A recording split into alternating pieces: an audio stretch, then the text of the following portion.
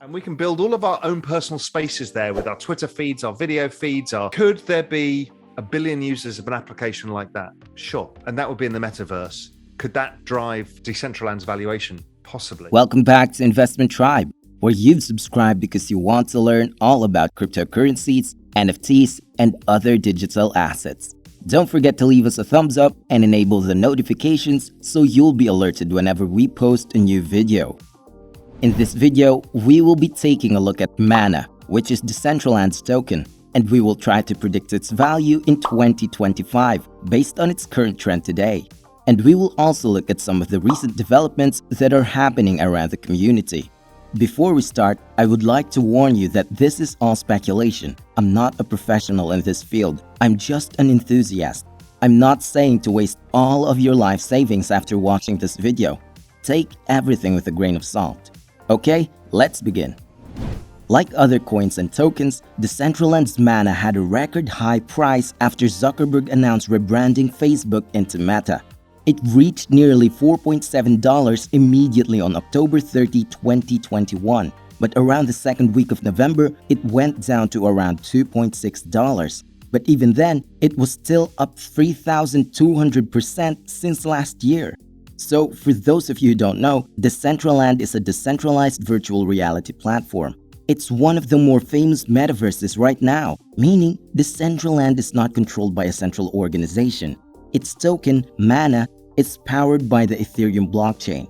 It was founded by Ariel Melik and Esteban Ordano in 2017 and had a $24 million ICO, or initial coin offering. The virtual world itself opened 3 years later in February 2020, where it allows to buy and develop lands using Mana tokens. These lands can be used for personal use or to sell NFTs that improve the ecosystem. Unclaimed land can be purchased at a value of 1,000 and the buyers can trade the land at different prices on the secondary market. How it works is that every land bought, the Mana token will be burned and this will create a new entry in the registry.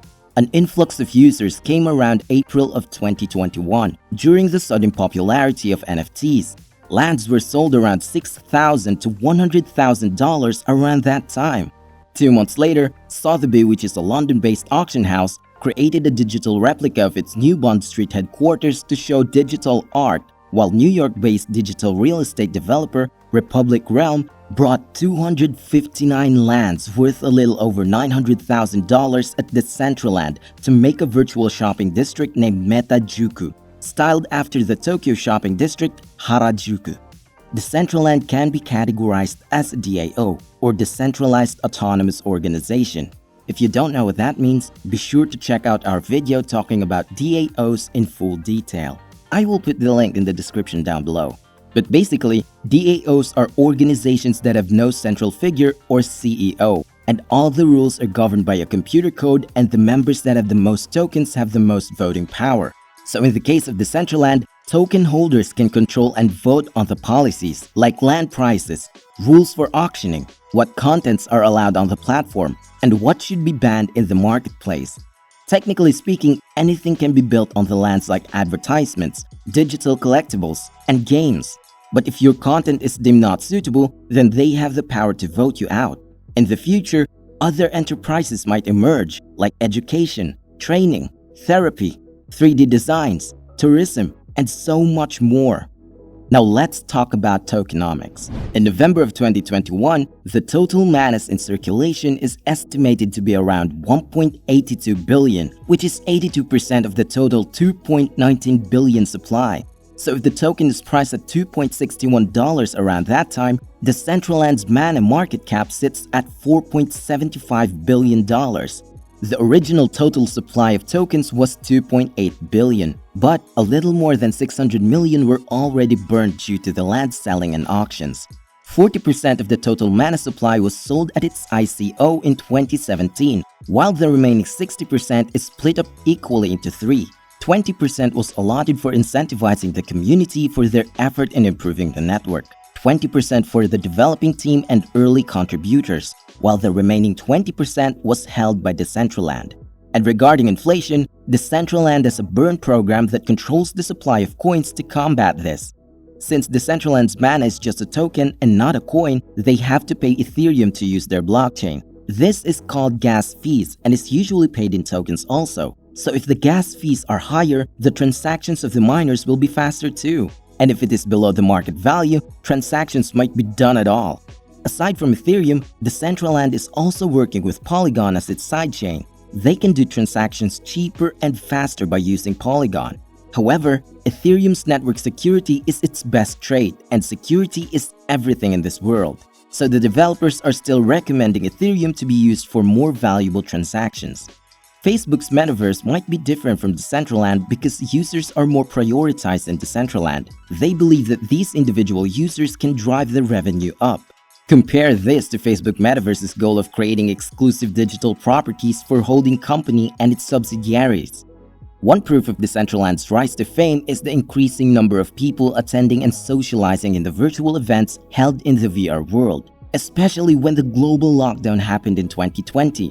Even celebrities are getting in on the action by creating their own avatars in this world. Decentraland even hosted the first Metaverse Festival last October. One celebrity that appeared at this event was Paris Hilton.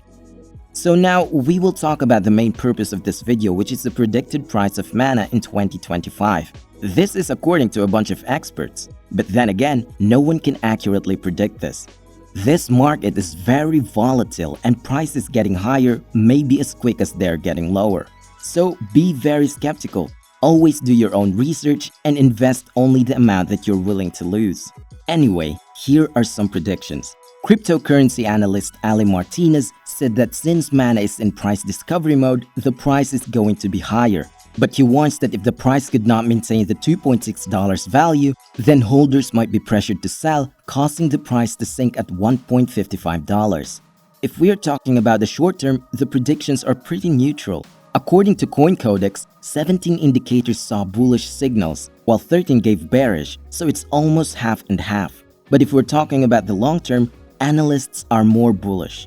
Some guess that it will reach a value of $3.68 to $4.56 by the end of this year, $5.56 to $5.74 by the end of 2023, and $7.65 to $11.88 in 2025. Some even predicted that the token will have an average price of $74.69 by the end of this decade.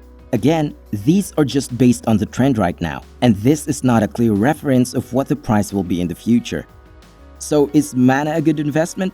Well, I will say this, if you invested $1,000 when it launched in 2017, then you would have more than $130,000 today. Take whatever you like, but if this metaverse would be the norm that they want it to be, then investing in mana or other metaverse tokens might be worth it after all. According to PwC, the global metaverse market could reach $1.5 trillion by 2030. And mana's price is still reasonably low today at $3, so buying some of it will not be that scary yet. If the mana continues to gain 100% annually, then it could be worth $50 in 2025. But that's a far fetch. So if you've done all the necessary research and decided to still go for it, you can buy mana tokens at Coinbase, Binance, Kraken, and Gemini, as well as on Bitfinex, Bitrex, and eToro. That's it for today's video.